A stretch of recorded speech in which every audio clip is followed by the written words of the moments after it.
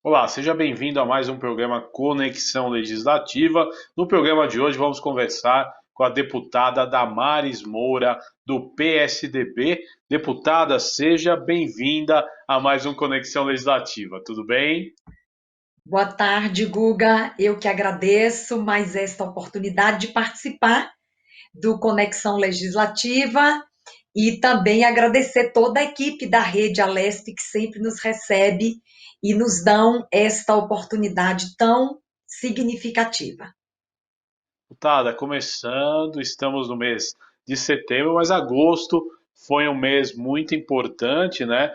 São Paulo celebrou, né, a campanha Quebrando o Silêncio com ações educativas de combate à violência doméstica e a lei do Quebrando o Silêncio, exatamente da sua autoria, foi o primeiro ano dessa lei, então eu gostaria que a senhora falasse e a gente também faz aí um resgate histórico de tudo isso que a senhora propôs, né? Se não me engano, posso estar errado, eu não sei se a primeira lei foi a da liberdade religiosa ou foi essa, mas acredito que essa tenha sido a primeira lei do seu mandato. Foi essa a primeira lei, Guga. A primeira lei proposta e a primeira lei aprovada e sancionada. Portanto, realmente ela tem um significado especial para o meu mandato, até porque ela representa muito bem uma importante bandeira de luta e de atuação no exercício do meu mandato, que é exatamente o combate ao abuso, à violência, endereçados ou endereçadas, não é? Endereçados às pessoas, a grupos mais vulnerabilizados, e isso tem relação direta com a violência doméstica e intrafamiliar.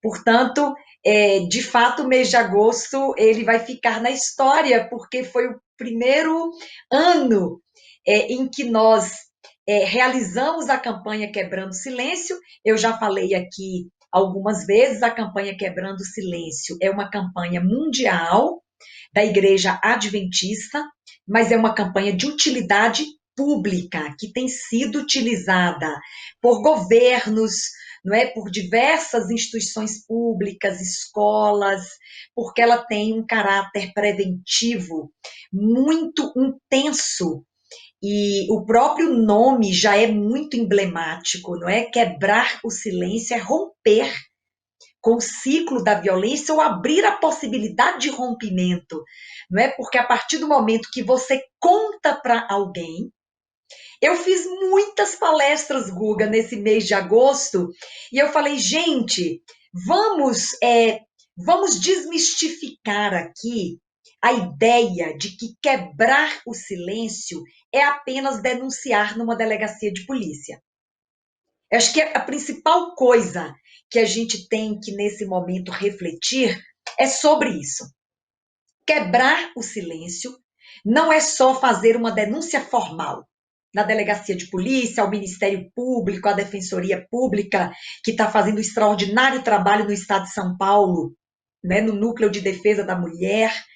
Quebrar o silêncio é contar para alguém, né, a partir do rompimento do silêncio, que pode ser o compartilhamento do abuso e da violência com um amigo, com um familiar, com um professor, com um líder religioso, não é, com um vizinho, com alguém da sua confiança, isso já é quebrar o silêncio, não é? Porque outros poderão, em seu nome, fazer uma denúncia, porque, em geral, Guga, as vítimas do abuso e violência, especialmente abuso e violência domésticos, já estão tão fragilizados, muitos estão adoecidos mentalmente. Aliás, estamos no Setembro Amarelo, que é o mês de conscientização sobre o suicídio, não é? Muitos já estão adoecidos mentalmente, e, de alguma forma, já estão incapacitados, sem forças de reação, de procurar uma delegacia, de fazer uma denúncia formal. Então, romper o silêncio é contar para alguém. Eu simplifico assim, né? Essa é uma campanha mundial da Igreja Adventista, mas ela acontece com muita ênfase no Brasil, e como eu sou apoiadora e participante da campanha, não é, há quase uma década e meia, não poderia ser diferente, não é, o meu desejo de incluir esta campanha no calendário oficial do Estado de São Paulo, para que ela tenha ainda mais visibilidade, inclusive, Guga, a inclusão da campanha e a aprovação dessa lei, né, que é a Lei 17.286, ela já está influenciando uma parceria da campanha com a Secretaria da Agricultura do Estado de São Interessante. Paulo, para a gente levar a campanha para as populações rurais, Guga, que são indivíduos que têm menos acesso, não é, a campanhas de conscientização, têm menos acesso a algumas políticas públicas que estão mais concentradas nas regiões urbanas, não é? Então, nós já estamos vendo o resultado, não é, desta lei que foi aprovada e sancionada num ato solene pelo governador no Palácio dos Bandeirantes. Foi muito significativo esse dia, não é? Então, é o primeiro ano da campanha Quebrando Silêncio, fazendo parte do calendário de São Paulo e já dando resultados de expansão, inclusive,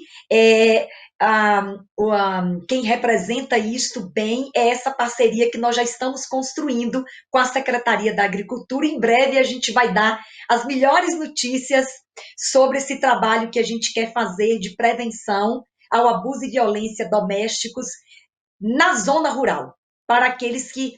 E são mais de 2 milhões de paulistas, Guga, que vivem na zona Importante, rural. E, importante. e são igualmente merecedores, não é, desta atenção que a gente dá para a população em geral.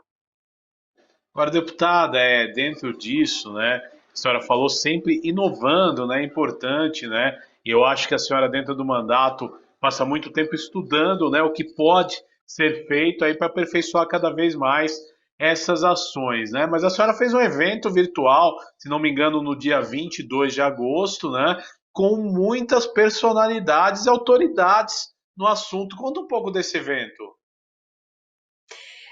Foi incrível mesmo, Guga. E interessante que, em virtude de uma circunstância de saúde na minha família, e o evento foi virtual, eu pude presidi-lo de outro estado. Foi do estado da Bahia, mas o evento foi extraordinário porque foi o lançamento da Frente Parlamentar de Combate ao Abuso e Violência Domésticos. Nós nunca tivemos uma frente parlamentar com este objeto na Assembleia Legislativa de São Paulo. Então, do ponto de vista do pioneirismo, essa frente parlamentar tem este simbolismo também. E ela chega num momento, Guga, em que os números relacionados à violência doméstica, eles estão em franco crescimento e são exponenciais, especialmente voltados para a violência contra a mulher.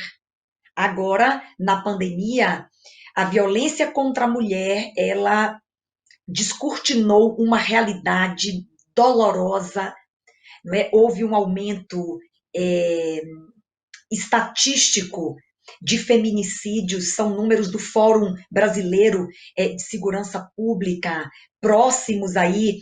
Há alguma discussão sobre números, alguns apresentam números muito elevados, não é? Algo em torno de 40%, mas o Fórum Brasileiro de Segurança Pública fala em aproximadamente 22% nos meses de abril, maio, aumento de feminicídio, não é? Que é, na verdade, a violência fatal, aquela que rouba, não é, qualquer possibilidade, porque a vítima, ela deixa de existir e deixa, inclusive, de lutar para se proteger, não é? Então, foi num momento realmente solene o lançamento dessa frente parlamentar, que já está criada, Guga, desde o início do meu mandato. E nós aguardávamos lançar essa frente parlamentar no início deste ano. E foi um período coincidente com o início da pandemia.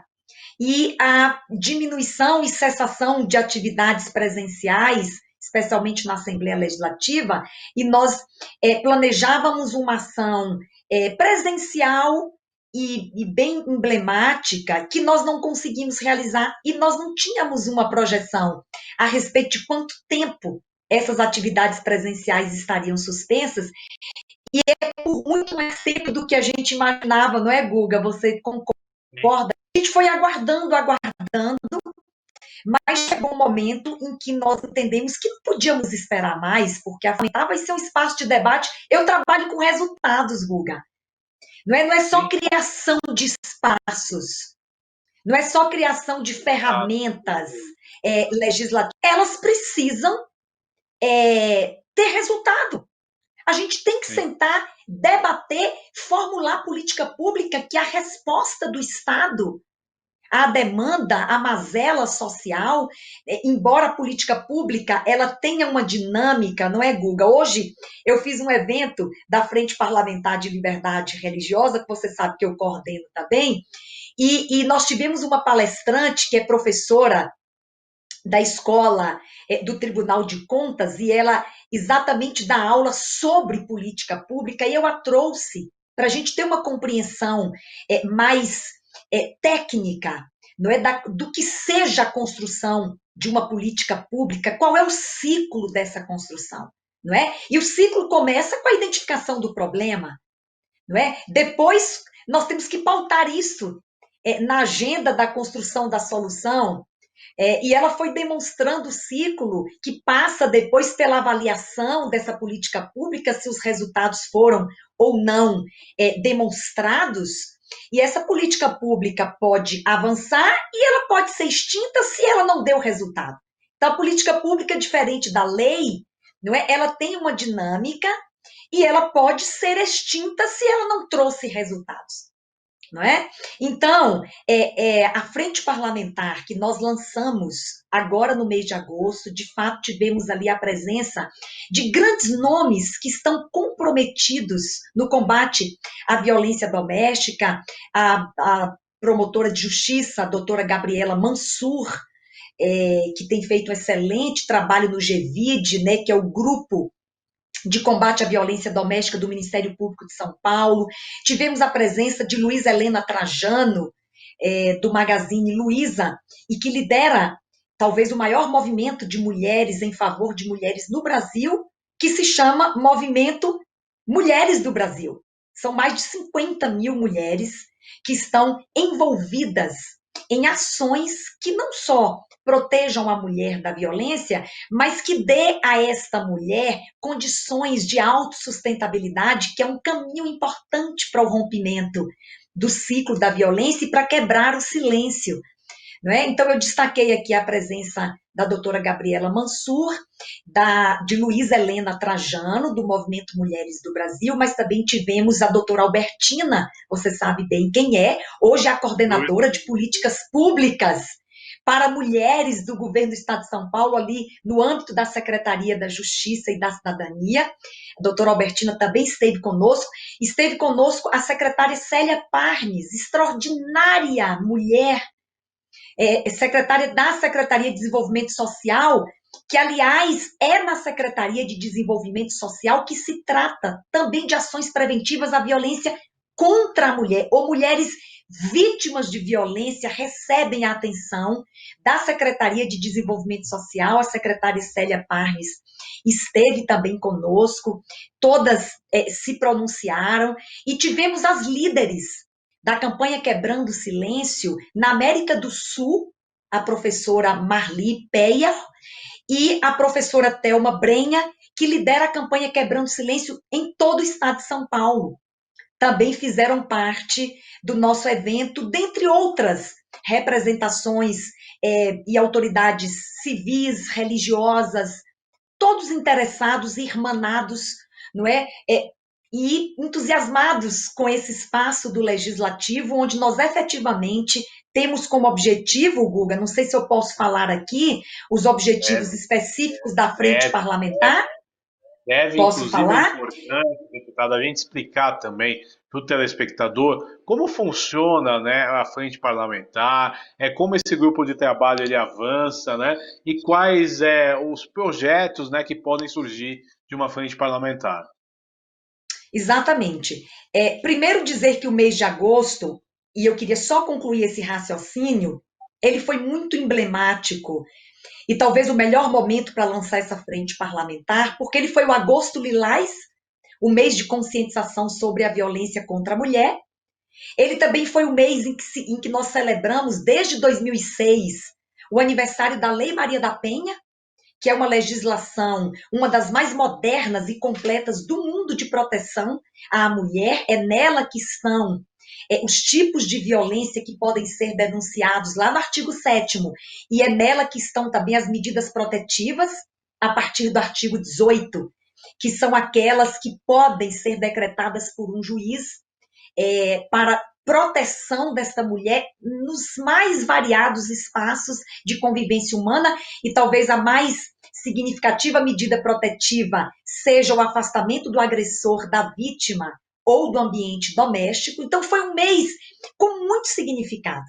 Né? Também é o mês da campanha Quebrando Silêncio, né? A Igreja Adventista já realiza a campanha há 17 anos, no quarto sábado do mês de agosto, e eu mantive esta mesma data na Lei 17.286, que institui o Dia Estadual da Campanha Quebrando Silêncio, né? E a frente parlamentar, só para o telespectador entender, é uma ferramenta que o legislador tem, é um espaço para o debate. Eu considero a frente parlamentar, não é, um espaço de acolhimento da demanda social, não é? É um vetor.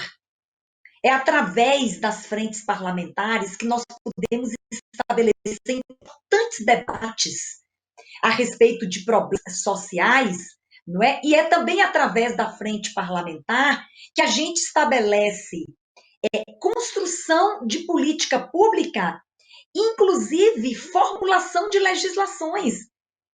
Foi da frente parlamentar, Guga, de liberdade religiosa, que eu também coordeno, que tinham 2 projetos de lei, um já aprovado na lei da pandemia, que foi a emenda 100, você sabe, né, 2 artigos do capítulo 7º da lei, que garante a liberdade religiosa no tempo de pandemia, é uma legislação aprovada e sancionada que nasceu do debate da frente parlamentar da liberdade religiosa. A Lei Estadual de Liberdade Religiosa, o PL 854, por mim proposto, também nasceu do debate, não é? E dos encontros da frente parlamentar. E nós queremos que seja assim, com a de combate ao abuso e violência doméstica. Então, uma frente parlamentar, ela pode realizar fóruns, comitês, debates para a discussão e troca de ideias e experiências sobre, neste caso, sobre o tema relacionado à violência doméstica. É para também nós dialogarmos com a sociedade civil e outras entidades que atuam diretamente ou no atendimento da vítima ou no acolhimento dessa vítima, não é? Também é um espaço para nós construirmos, não é? A futura implementação de políticas públicas eficientes e eficazes realmente para o enfrentamento do objeto, não é, deste fórum, apoiar, incentivar, investir em outros projetos no sentido de apoio, que também trabalham com a proteção, neste caso, e garantia dos direitos desses grupos vulnerabilizados, entre outros, promover oportunidades, não é, de encaminhamentos de casos reais relacionados ao abuso e violência domésticos, né, desenvolver trabalho de orientação, inclusive de recuperação de agressores, e nós queremos fazer uma conexão com a justiça restaurativa, e já seria objeto de outro programa, Guga, não é? Também pensarmos na organização de campanhas de mobilização, de prevenção, é um espaço para divulgação de canais de atendimento, de socorro às vítimas de abuso e violência.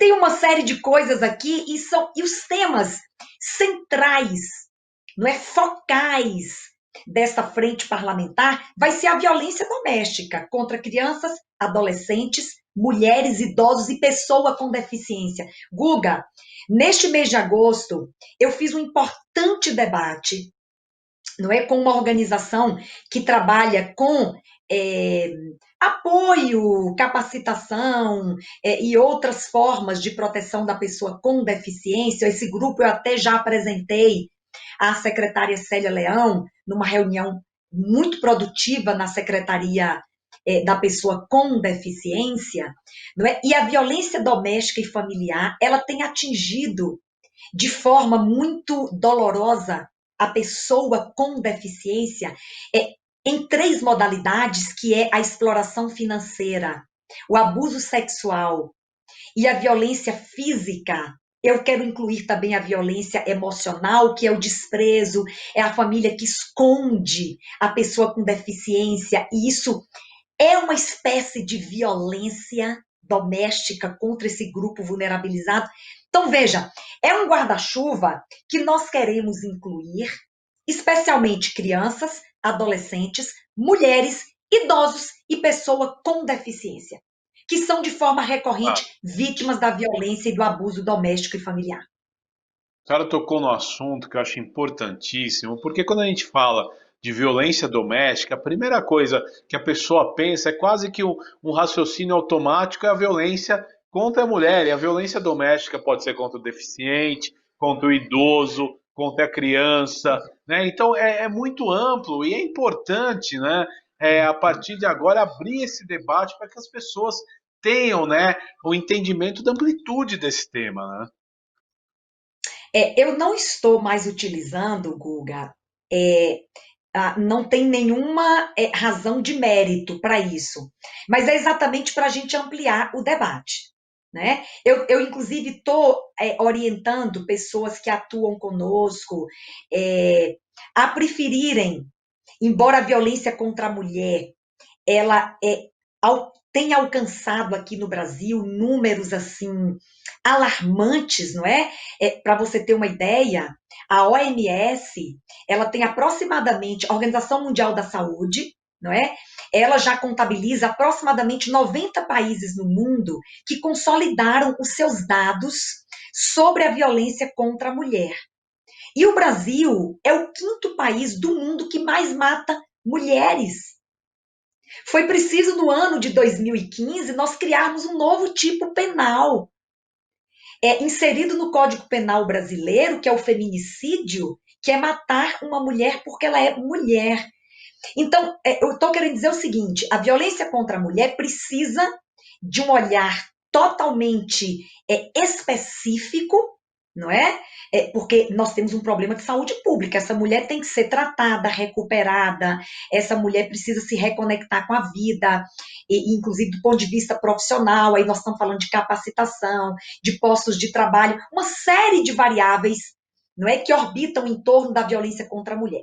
Mas eu estou preferindo usar nesse momento, até porque eu também trabalho com abuso sexual infantil, a violência doméstica, que é um guarda-chuva mais amplo, e nele a gente consegue, não é, alcançar e incluir estes outros vulneráveis, não é, que são crianças, adolescentes, idosos e pessoa com deficiência, que também são vítimas. Aqueles 5 tipos de violência que o artigo 7º da Lei Maria da Penha apresenta, não é, a violência física, emocional, patrimonial, sexual, moral e psicológica, não é? Estas violências, elas também são praticadas contra esses outros grupos vulnerabilizados no ambiente doméstico e nas relações intrafamiliares, não é? E eu falo que é uma violência muito, muito dolorosa, porque alguns grupos, como crianças, a compreensão a respeito de estar sendo vítima ainda é totalmente limitada. Por isso que a violência ou o abuso sexual infantil, que também é alarmante, não é? Ele é tão difícil de ser identificado, porque não há um trabalho intencional. Guga, eu teria milhões de coisas para falar aqui hoje, porque minha cabeça não para de pensar nisso, não é? E fiz também um evento recentemente com uma especialista, ela é perita sexóloga aqui do Pérola Byton, ela faz perícia em vítimas de abuso sexual, crianças, e ela fala exatamente disso, que tem que ter um trabalho. Infelizmente, hoje a gente tem que tratar disso com as crianças. Claro que com uma linguagem adequada, mas nós temos que começar a tratar com as nossas crianças, não é? Sobre a valorização do corpo e a identificação de situações de abuso, para que elas próprias possam ajudar, não é? Esta rede de proteção, identificando que aquela prática não é normal, que aquele toque no seu corpo não é normal, que aquela pessoa que está tocando não deveria fazer isto, não é? Então, também precisamos investir pesadamente num trabalho de conscientização, e aí a campanha Quebrando Silêncio, ela se encaixa muito bem, por isso que ela é extraordinária, não é? Porque é muito mais produtivo, mais barato, mais consistente você prevenir do que reprimir, né? Porque Sem depois que o dúvida. mal acontece, você tem que punir, você tem que tratar a vítima, você tem que recuperá-la, não é? E isso é muito mais demorado, muito mais doloroso, muito mais caro para o Estado. Vamos falar aqui de orçamento também. Né? Já as campanhas que conscientizam, que educam, que ensinam as pessoas a entenderem essas realidades antes que essas realidades se consolidem, não é? É necessário investirmos pesadamente em educação e conscientização. Agora, deputada, é importante também, né, dentro de todo esse assunto, a senhora é a presidente da CPI aí que trata violência sexual, né, contra estudantes universitárias. Eu gostaria que a senhora desse o andamento dos trabalhos dessa importante comissão aqui na casa. Está indo muito bem. Eu tenho, assim, a honra, o privilégio até, não é, de presidir essa CPI, porque é um assunto totalmente relacionado com bandeiras do meu mandato, que é a investigação da violência sexual praticada contra estudantes do ensino superior. Esse enfrentamento, ele está sendo feito no mundo inteiro, Guga, porque é uma violência muito silenciosa, de difícil identificação, e há uma resistência muito grande da vítima de denunciar. Não é porque ela quer ser incluída, ela quer pertencer de forma inclusiva na comunidade universitária, essa denúncia implica em algum tipo de exclusão, algum tipo de retaliação. Então, existe um silêncio penetrante a respeito da violência sexual contra alunas do ensino superior.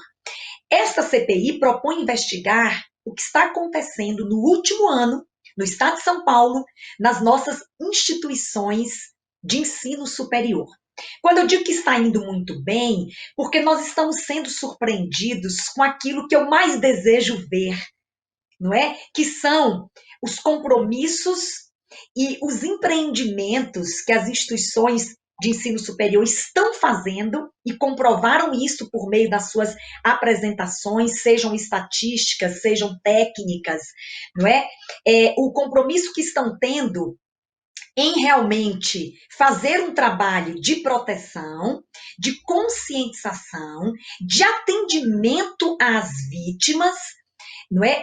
De encaminhamento, quando for o caso, de orientação, atendimento psicológico. Eu estou, Guga, surpreendida positivamente, não é? Com as ações que as grandes universidades de São Paulo, as universidades públicas, que foram as que nós ouvimos até agora, os seus reitores, não é? E outros agentes dessas universidades, o trabalho que eles estão fazendo, não é? Inclusive a queda do número. Agora, isso não resolve tudo, porque a gente sabe que o grande obstáculo ainda é o silêncio da vítima.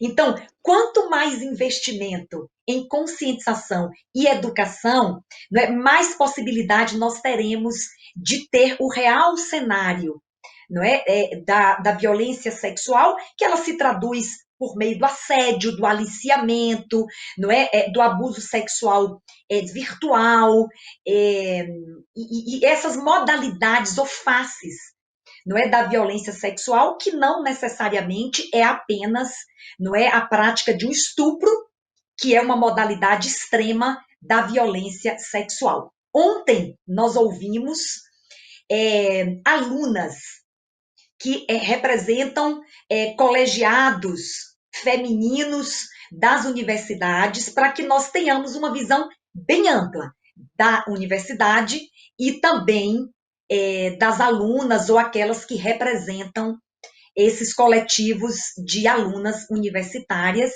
e a gente está percebendo que temos condição e teremos elementos bem robustos para fazermos o relatório final e chegarmos às melhores conclusões, e que espero que sejam de boas práticas, muito mais do que resultados negativos do que está acontecendo. Embora eu não me conforme de que a gente tem que insistir na quebra do silêncio.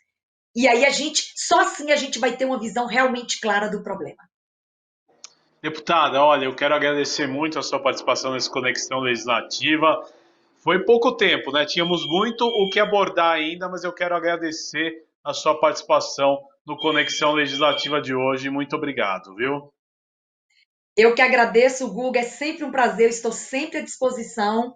E um grande abraço a todos da Rede Alesp, a todos os telespectadores da Rede Alesp. Muito obrigada, um abraço.